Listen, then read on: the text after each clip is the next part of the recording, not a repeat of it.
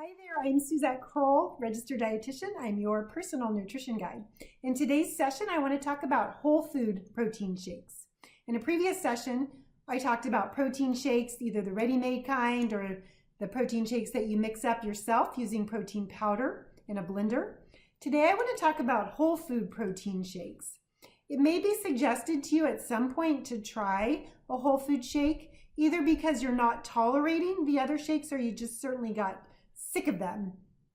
Well, the most important thing here is that you make sure you have a protein source in these whole food shakes, especially if you're in the first year after surgery, you're still in that honeymoon period where you're losing most of your weight.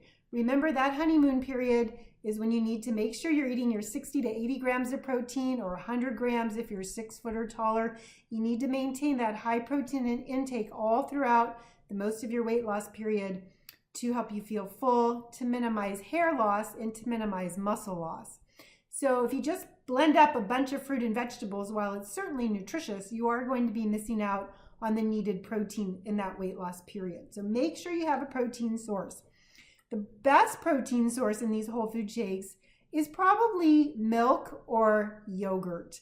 If you're lactose-free, you can use Lactaid, lactose-free milk, or Fairlife, which is also a lactose-free milk, or plain non-fat Greek yogurt. These both provide very large numbers of protein. The Fairlife has 13 grams of protein in 8 ounces, and the yogurts can vary anywhere from 15 to maybe 23 grams of protein in a serving. So if you use that as the base, and then add your fruits and vegetables, frozen if you like to make it thicker, and then add some flavorizers, maybe the powdered peanut butter, almond butter, herbs or spices or extracts for the flavor. That is how you would mix up a whole food protein shake.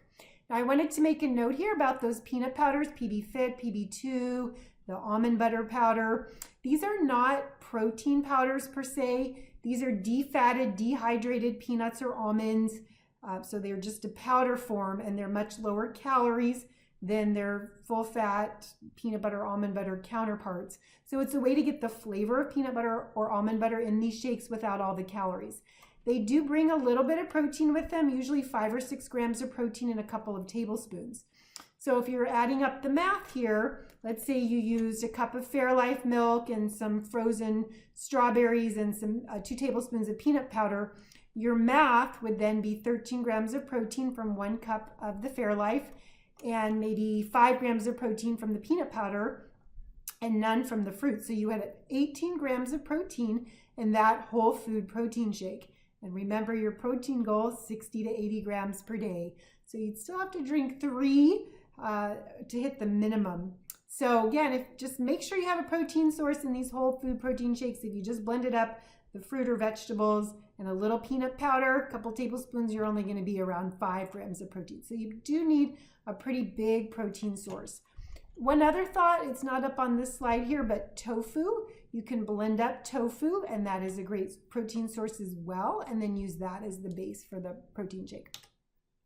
Now, I use the term protein shake quite loosely, and usually we think of sweet kind of drinks when you hear the word protein shake. But protein shake is really just a liquid way to get the protein down, and that's the best way to get it down in the beginning after surgery. But you can use soup as your so-called protein shake or protein drink. Just add plain unflavored protein powder to soup, whether it's canned or homemade, and now you have a nice savory protein supplement, let's call it that. So this is a great whole food way to get your protein down if you're not tolerating the ready-made shakes, or you find them sweet, or again, you just get sick of them. And you can do similar with yogurt or even cottage cheese.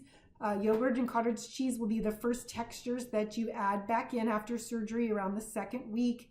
So you can add plain unflavored protein powder right into the yogurt or cottage cheese to make it higher protein as well.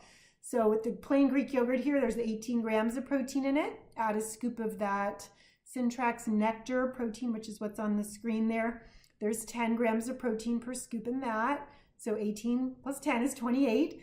So you would make a high-powered 28-gram protein yogurt this way, and that's almost a third of your protein count that you need for the day.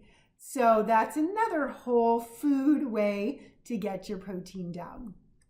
Hopefully that helps. I hope you like these whole food ideas. I'll see you in the next session. I'm Suzette Kroll, registered dietitian. I'm your personal nutrition guide.